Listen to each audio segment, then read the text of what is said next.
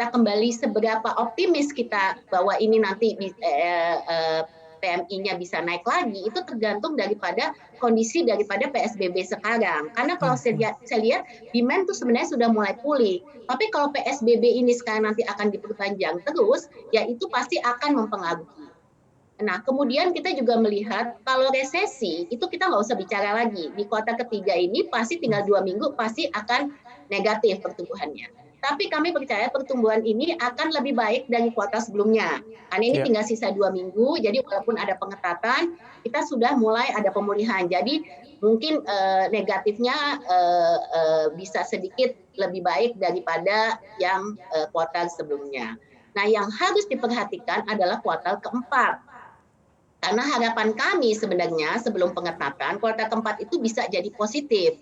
Nah, dengan kondisi seperti ini, memang kan pemerintah sudah memberikan juga prediksinya ya, bahwa overall kelihatannya pertumbuhan ekonomi Indonesia cuman bisa tumbuh minus 1%-an gitu ya. Jadi ini memang kuartal keempat ini menjadi kunci gitu. Kalau PSBB sekarang ini berlama-lama, pasti akan sangat mempengaruhi di kuartal keempat. Jadi kembali lagi ini ke kita sendiri ya. Jadi bagaimana caranya kita sama-sama bisa mengendalikan supaya PSBB ini jangan lagi diperpanjang. Ya.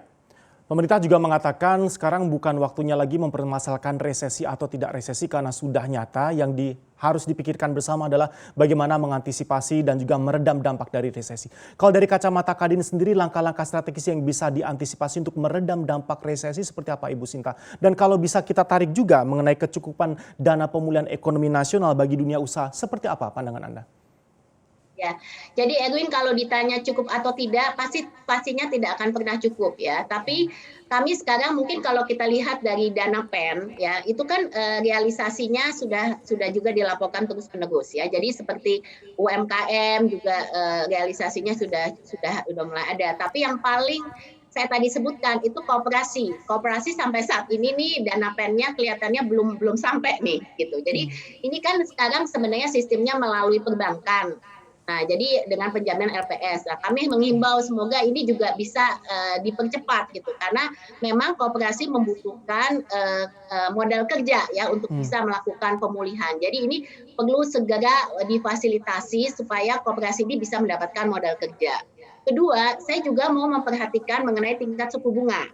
Karena saya melihat sekarang kalau suku bunga deposito sudah turun jauh ya, kita sudah lihat ya sekarang. Tapi suku bunga pinjaman ini yang jadi kena. Jadi walaupun sekarang kalau untuk dana PEN katanya suku bunganya akan fix ya. Ini kami harapkan demikian akan fix di 7% mungkin ya. Tapi kalau di luar itu tetap ada restrukturisasi dan lain-lain, itu hanya penundaan pembayaran bunga. Ya. Tapi tingkat suku bunga pinjamannya itu tetap gitu loh. Jadi ini yang jadi nanti mengkhawatirkannya pada saat mereka harus membayar di tahun depan itu pasti akan jadi masalah. Kemudian kita mesti lihat juga dari segi, saya mau touch sekarang yang penting dari segi pengangguran ya. Memang kalau kita lihat di sektor di workforce kita itu 55% kan sektor informal ya. Nah, ini dengan adanya pengetatan ini tentu saja ini harus menjadi perhatian gitu, bahwa sektor informal ini yang sangat besar ini bagaimana nanti pendapatan mereka. Jadi itu mesti stimulus juga mungkin diperbesar lagi untuk supaya mereka bisa mendapatkan bantuan-bantuan baik itu BLT dan lain-lainnya.